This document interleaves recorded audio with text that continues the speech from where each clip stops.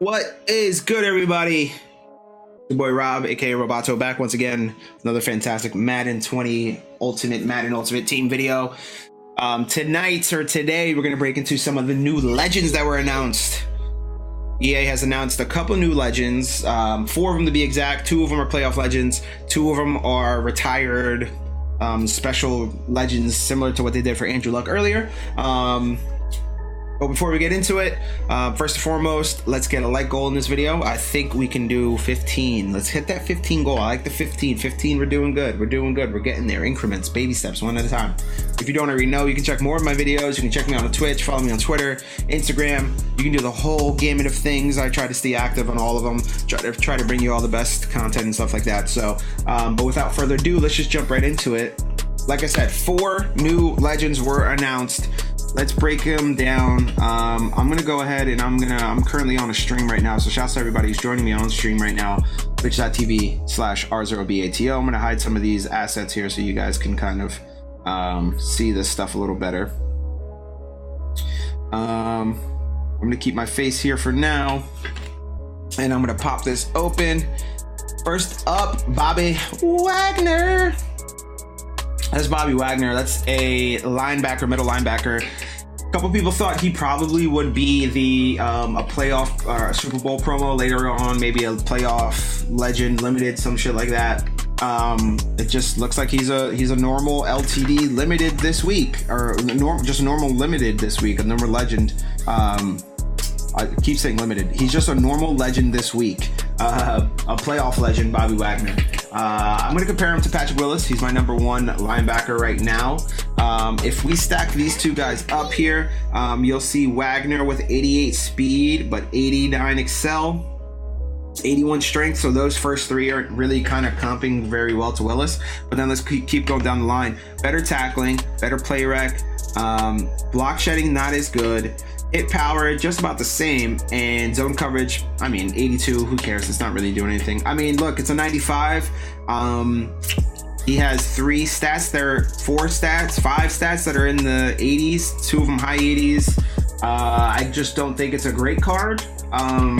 It's cool that he got a card, but the card's not good. So, I mean, it's not as good as Patrick Willis, and it's just about as good as a Ryan Shazier, who everybody should have up to a 95 at this point. You know, I'll give, you know, if you have a Seahawks theme team, or if you really just are all about Bobby Wagner, I can say definitely get him. It's just that it's not the greatest card, so don't get too excited over it. Next up,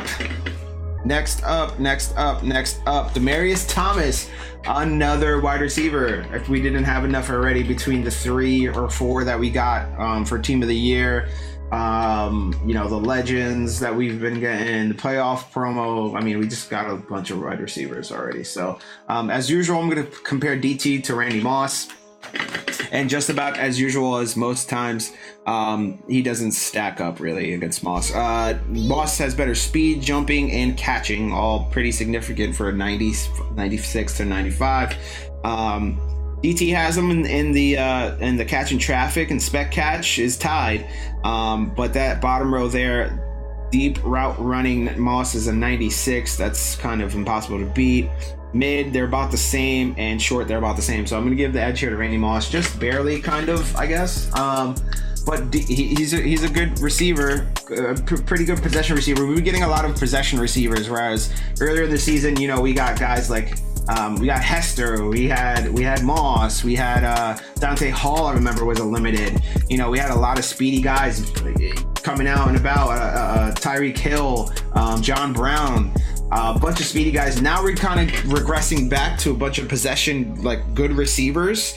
Demaryius Thomas, Mike Thomas, DeAndre Hopkins, a bunch of receivers that are just gonna be great, reliable catching receivers that guys can just haul in the ball, where you're kind of just launching it up to a guy like Randy Moss or Devin Hester streaking down the sideline. These guys are gonna kind of slant over the middle and catch basically everything you throw at them. So if you need him, DT's good. He could probably, I don't know if he has a power up. I don't think he does, but I'm sure whenever he does get a power up, if they do bring more power ups to season 5 or series 5, he should get one. He's a 95. And I think he's a good card to have for some theme teams and stuff. So don't sleep on it. It could be a decent card, just not one I'm going to be seeking after. Now we're going to switch over to the Madden 20 tribute. There's 2 cards in this. First one up is Luke Kuechly, and you might be thinking to yourself, oh, cool. So we're getting 2 middle linebackers in the same weekend. Yeah, we are. I mean, I don't understand. Again, we have a bunch of good middle linebackers out right now. We're probably going to get a new Ray Lewis. This is the second Kuechly card. The cool thing about the Kuechly card, and I'll include a screenshot of the message that came across from one of the producers on Madden 20, basically that this Kuechly card or the Team of the Year Kuechly card, if you put it in a power up, it'll go up to a 98. So you don't need one, you don't need both. You just need one or the other, according to this tweet. Again, this could change. I'm trusting the person who sent this out. I'm trusting it 100% for now. But if it's screwy tomorrow, don't blame me. I'm just, don't shoot the messenger here. But let's stack up Kuechly, and I think that's pretty cool. By the way, you weren't expecting him to announce his retirement.